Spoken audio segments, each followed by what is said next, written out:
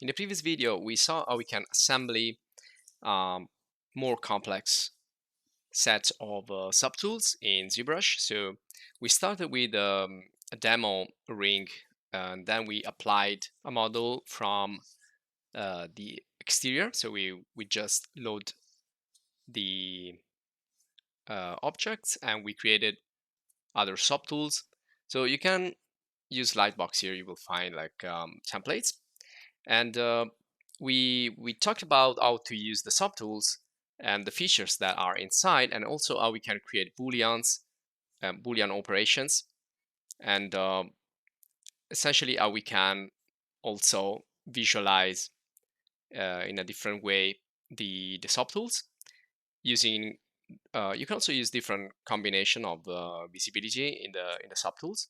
So we are starting to get more in depth in the 3D part of ZBrush, and we're going to continue in the following lesson to see more and more feature. Now we need to always make sure that we manage all the top toolbar right there. So we use live boolean for the booleans, and now I'm going to change the interface. I want to get to this interface right here. So you can see you can switch interface, and by doing this you will have like extra tools. So we see the adjustment feature, and also we talked about the transformations, but we're going to talk about more the transpose tools for the transformation here in this video. So we're going to just continue and experiment with the more classic features and also the new one.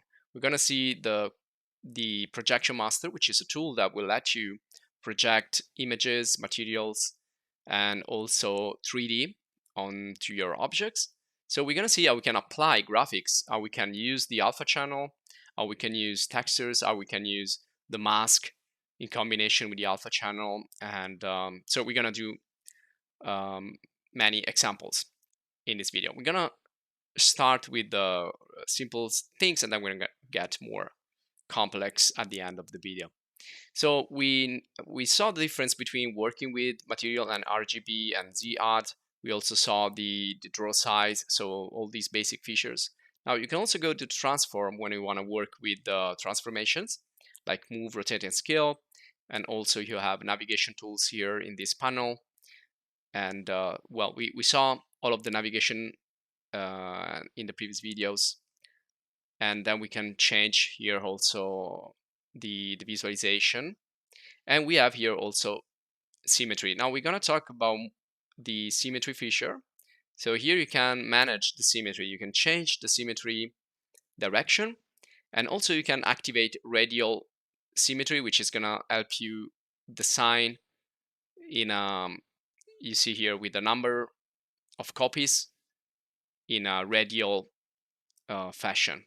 But we're going to get into that later. I want to just start, so I'm gonna start new. So I'm gonna go to edit mode, from edit mode to draw mode, and then press Ctrl N so I can start all over. And I want to stay with the jewelry design, which is like any other type of product. And we saw how we can work in 2D and 3D, and we can still use these tools also later if you want to work with alphas and images. So I'm gonna paint here with 2.5 D brush called sphere brush, like a splatter graphic. So we can create graphics also here in ZBrush. We saw we can do that with a 2D or with a 2.5D, and we can use them in many different ways. So you can use like Photoshop or other graphic design applications, but you can still use ZBrush for a lot of graphic design. So what I'm doing here is I'm painting in a 2D. If I hold Alt, I can do the opposite. So I can just erase and then again paint on top of that to create something again like a splat. I want to do something really easy. You can see there that's kind of the alpha channel there on the top. So you can extract and you can transform anything in from 3D to 2D, or from 3D to 2D, or from 2D to 3D.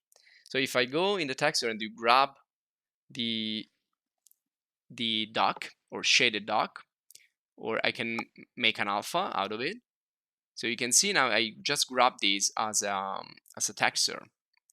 You have many different ways you can grab your 2.5D and turn it into something else.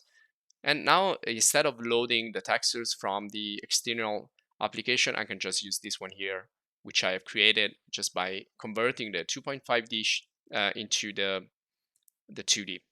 And you have also fill layer. So when you do fill layer, you're going to work with the layers in the 2.5D mode. We saw how we can work with the layers in the tool, but we also can work with the layers here in the 2.5D mode. So let me show you here the layer panel. So it's like Photoshop again. You can create more layers and stack them one on top of the other. So let me try to fill everything with a matcap white. So if I do again the fill, you can see now I'm filling out, but I'm still using the texture there that I have selected. So if you want to plain white, you need to get rid of the texture, and that's gonna then fill up your document with total white. So that's another way, again, with layers to work on 2D space here, or 2.5D. And now I fill this out and I can create a new layer. So just like in Photoshop, and I can paint on this new layer, again, using the 2.5D. So I can create more and more layers if I want. So I can create more complex compositions. So I will just change the material now. Let's make something gold. So you can see now I'm brushing again with the sphere brush, 2.5D, and I can create some artwork. Using this, I can change color and stick with that material. There you go. So it's just, another example on how you can use the 2.5D brushes in the 2D document in ZBrush. But again, don't mistake, you can always turn that into something else. So it could be a texture, could be an alpha, and then you can reuse it for other purposes. So everything is connected here. We can work in 2D, 2.5D, and 3D, but everything is kind of like communicating. So you can always change it into something else. So again, I'm using now the brush together with the texture. So I'm gonna have another type of trait. I can customize it. You can also use 3D tools if you want to paint in 2.5D, by the way. So depending on the stroke that you select, the texture that you select, the alpha that you select, you're gonna get different results. Now I'm gonna get rid of the texture, and I'm gonna use again the star in a draw mode. Now I don't have symmetry here available, but if I go in the type of strokes, you can see I have different types. I can also use radial, which is similar to the radial symmetry. You can see I can create a number of stars in this case, which is a 3D tool. Now this is again 2.5D, but I can make this an alpha if I want. So if I go in the alpha and again use the grab dock feature, I can grab this and make it an alpha. So I can then use the alpha channel to paint, brush, or to sculpt, or I can use it to remake a 3D.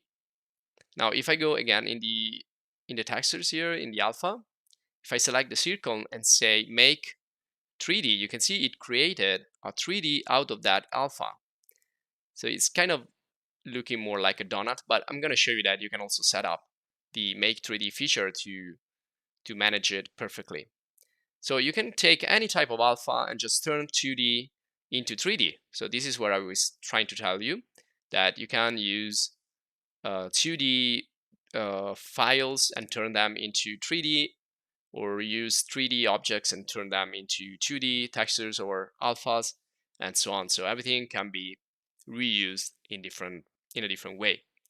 Now we're gonna go back to Lightbox and again take a jewelry project. So I have this like simple ring available